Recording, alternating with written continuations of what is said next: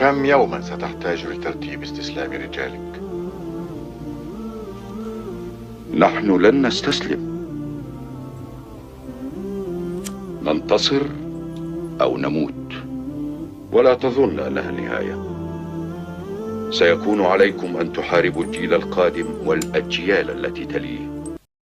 annagu isma dhiibno, waanu guulaysanaynaa ama waanu shahiidaynaa. waa rayska cumar almukhtaar, waa geesi iyo halyeegii saxaraha liibiya, waana shakhsi u diiwaan gashan haliin mujaahid islaami ah kaasoo la dagaalamay waddamada reer galbeedka sida talyaaniga.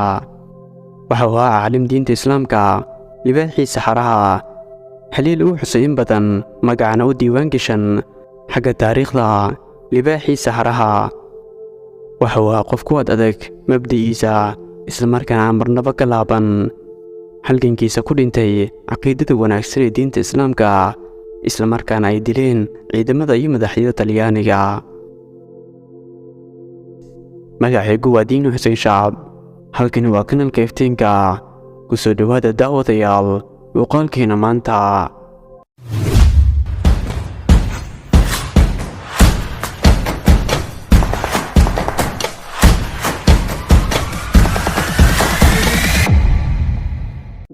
asalaamu calaykum.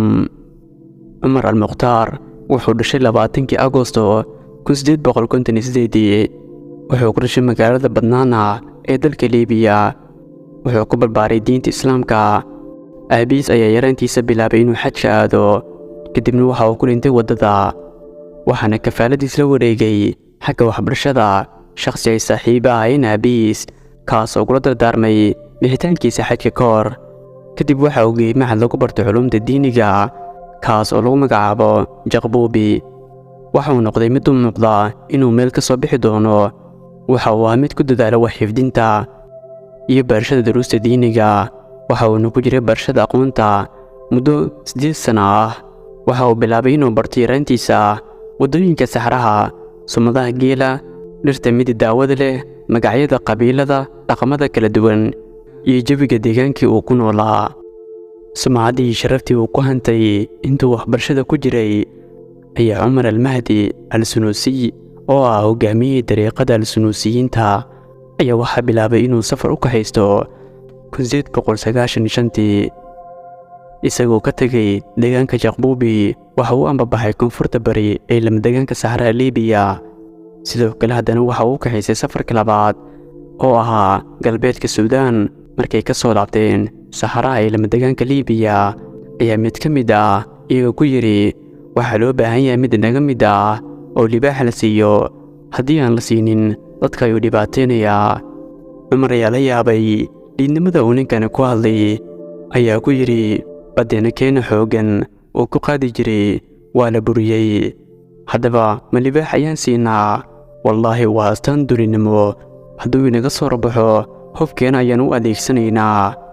arrinkii kadib ayaa libaaxii soo wajahay, waxaana dilay cumar almukhtaar.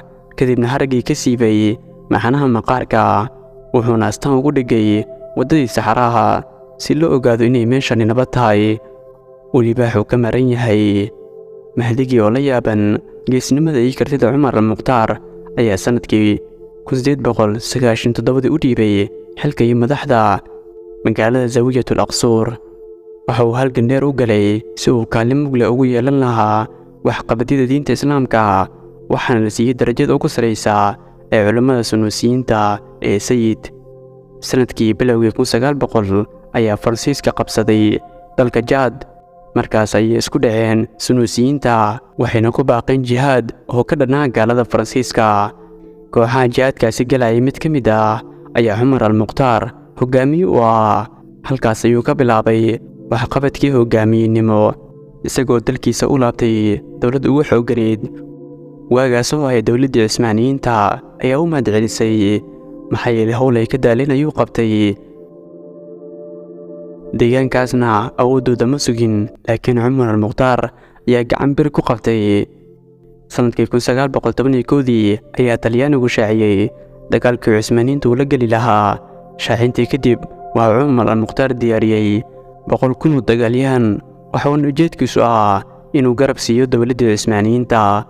halka ayuu dagaalkii ka bilowday waxauna ahaa dagaalkii ugu horreeyey ee la isku adeegsado hubabka cirka iyo hawada waxaana qayb ka ahaayeen baalashuud iyo gaadiid kale gumaysigu waxa uu ahaa mid adeegsado hubka u dhaco habka culus waxay galeen dagaal taariikhda xusto kaas oo socday muddo 2 maalmood kaas oo lagu magacaabo Darna waxa uu dhacay bishii May 1913 dagaalkaasi waxaa lagu dilay 70 askari oo Talyaani ah halka 400 askari lagu dhaawacay sanadkii xigay 1914 waxaa dhacay in ka badan 5 dagaal isla markaana waxay guush raacday muslimiinta haddii aan koobno muddada uu dagaalka la galay gaalada iyo gumaystayaasha waa 22 sano waxa uu caan ku ahaa dagaal lagu yaqaano u dhafo oo ka dhaqaaq waxaa geeskiisa iyo garabkiisa ahaa mujaahidiin iimaankooda khaalis ah kuwa oo naf iyo maal u horay isla markaana magac ku yeeshay waxa uu ahaa mujaahid ka dambeeyo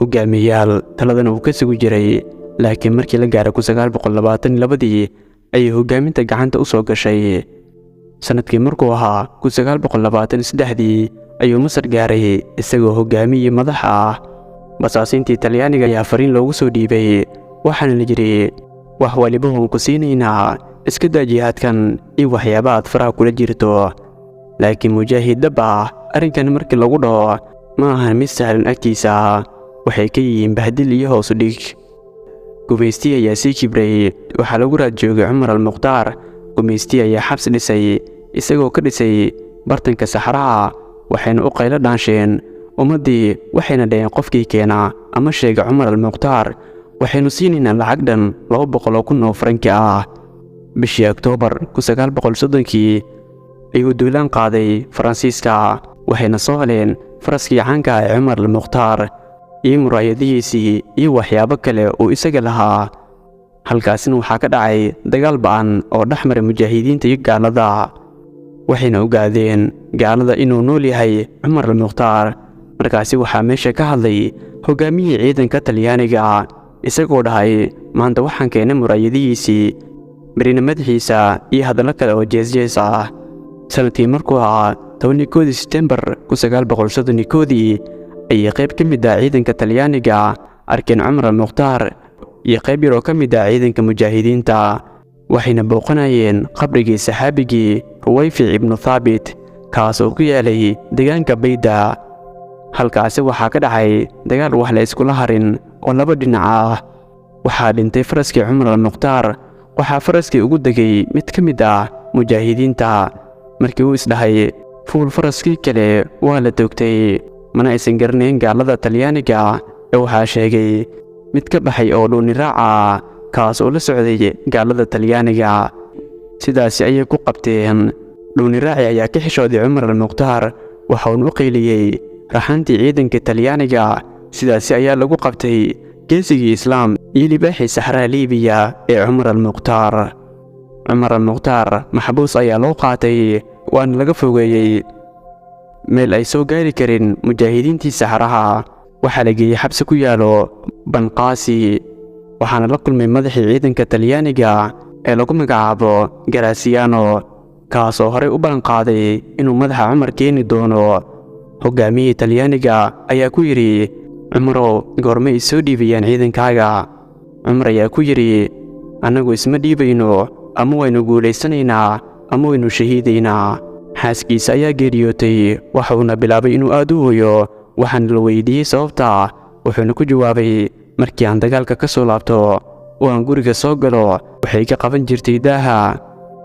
waxayna ii diidaneed inaan qof madaxayga hoos u dhigo taas ayaa sababtay inaan sidan u ooyo maalin Arbaca 16 September 1931 ayaa deegaankii Zaluuq ee dalka Liibiya lagu daldalay Cumar al-Mukhtaar goobtii lagu daldalay waxaa ku sugnaa Talyaaniga iyo madaxdooda oo dhan waxaa ka soo qayb gashay 200,000 oo dadkii deegaanka ahaa waxay bilaabeen dhagar gumaysti ayaa diyaarad kiciyeen oo ay dhawaaqdo si aysan dadku u dhageysan hadalka uu ku hadlay Cumar al-Mukhtaar dadkana waa laga mamnuucay inay hadlaan waxaa ciidanka Talyaaniga amar lagu siiyey inay toogtaan ciddii hadasho